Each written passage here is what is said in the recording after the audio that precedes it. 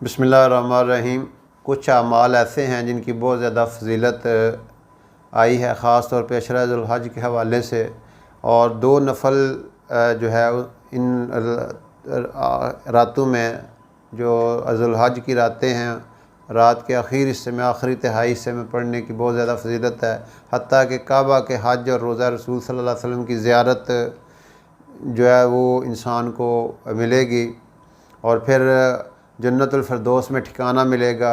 अल्लाह ताला उसके गुनाहों को मिटा देगा। ये जो दो नफल बिल्कुल आसान है, ये इन रातों में हम किसी वक्त भी जो है वो किसी रात में भी अमल किए जा सकते हैं, ख़ास तौर पे रात के यानी आखिर हिस्से में।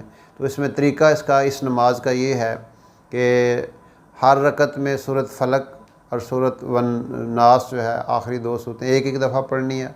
सूरह इखलास 3 दफ़ा पढ़नी है और आयतल कुर्सी उसको भी 3 दफ़ा पढ़ के फिर ये 4 रकतें पढ़नी हैं।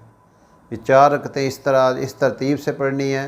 पहले हर रकत में सूरत फलक और नास 1 दफ़ा और सूरह इखलास 3 दफ़ा और आयतल कुर्सी 3 दफ़ा।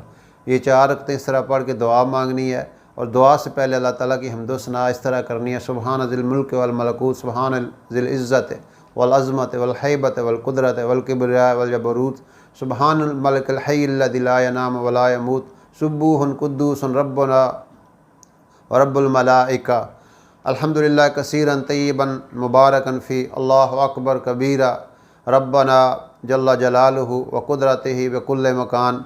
ये अल्लाह ताला की हमद इस तरीके से करके फिर आप अल्लाह ताला से जो भी दुआ करेंगे, अल्लाह रब्बुल इज़्ज़त आपकी दुआ ज़रूर कबूल करेंगे।